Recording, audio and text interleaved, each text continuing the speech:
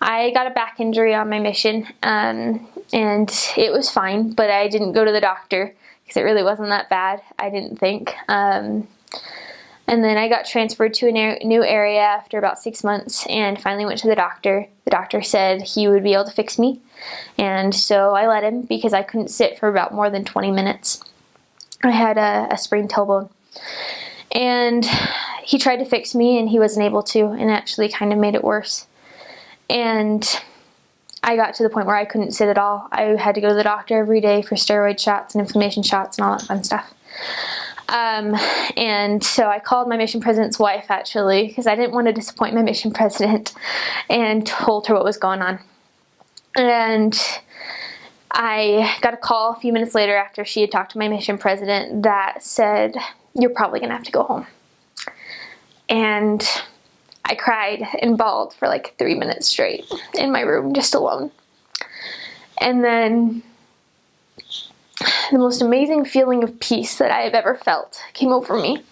And I remembered a line from my patriarchal blessing that made it all okay. And I knew I was going to go home.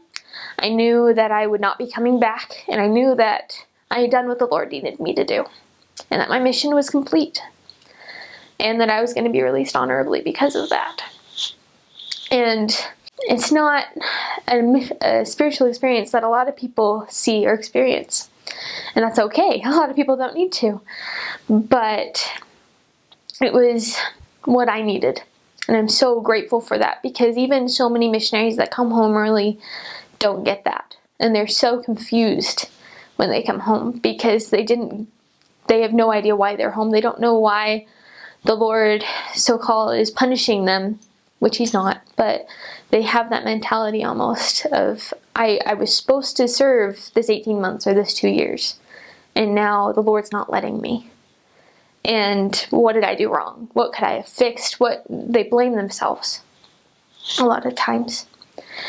And I don't know, I was supposed to come home early for my mission, and there's so many reasons why I was supposed to come home early for my mission. And if it hadn't been because of my back injury, it would have been for another reason, because I was done. And I know these interviews and these videos are for preparing to serve.